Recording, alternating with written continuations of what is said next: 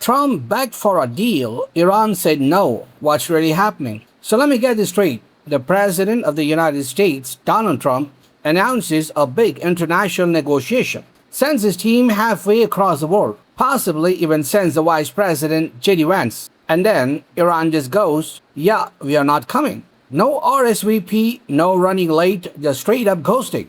This isn't diplomacy anymore. This is geopolitical left on read. Here's what's happening.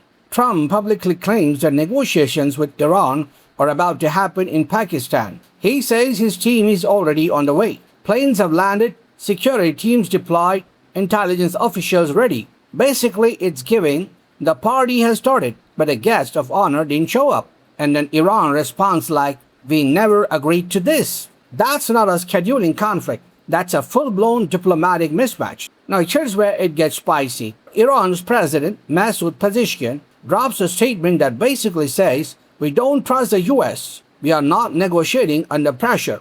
And most importantly, we are not surrendering. Translation in Gen Z terms, don't DM me ultimatums and call it a conversation. Now, why Iran is saying no? This isn't random. Iran has receipts. They are still thinking about past deals, especially the nuclear agreement under Barack Obama, which the US later walked away from. So from Iran's perspective, why should we trust you?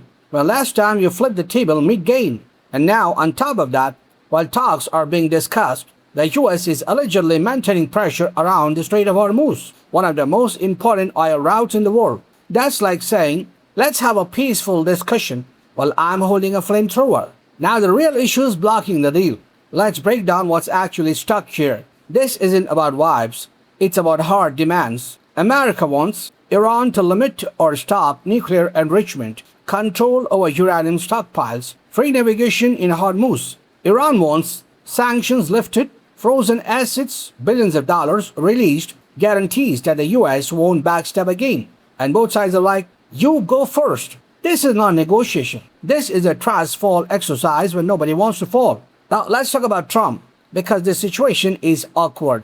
He's hyping up a deal, making announcements, creating pressure, but Iran isn't playing along. And in diplomacy, perception matters. Right now, it looks like Trump showed up to negotiate without a confirmed meeting. That's not power. That's optimism. Dangerous optimism. Meanwhile, the world is watching like, guys, can you not start another war right now? Because every time tension rises in the Strait of Hormuz, oil prices go up, markets go bonkers, and global economies go, we are not built for this. Europe is already stressed about energy. China is heavily dependent on oil flow from this region. So now suddenly, this isn't just a US-Iran issue. This is a global anxiety attack. Now let's address the big question. Are we heading toward war? Short answer, probably not immediately. Even though Trump has made aggressive statements before, the reality is war is expensive, war is unpopular, and right now, war is unnecessary. Everyone knows once things escalate, there is no easy off-ramp. So what we are likely seeing is pressure tactics, posturing, strategic drama, not immediate conflict. So what happens next? And here's the most realistic scenario. The ceasefire deadline gets extended. Back-channel negotiations continue. Both sides quietly adjust their demands. Because here's the truth about diplomacy. It's not loud. It's not dramatic.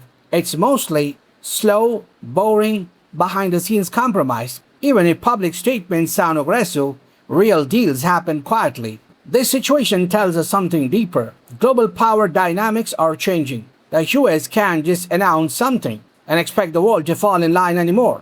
Countries like Iran are asserting, we have leverage too, and that changes everything. So right now we are in this weird moment where the US says talks are happening, Iran says talks are not happening, and the rest of the world is like, can you both please just agree on a calendar invite first? Because until that happens, this isn't a negotiation. This is just two sides arguing about whether the meeting even exists. If you guys want real breakdowns without the political fluff, if you want to understand global power like it's actually happening, hit subscribe, because the world isn't getting simpler, it's getting messier, and honestly, we are just getting started.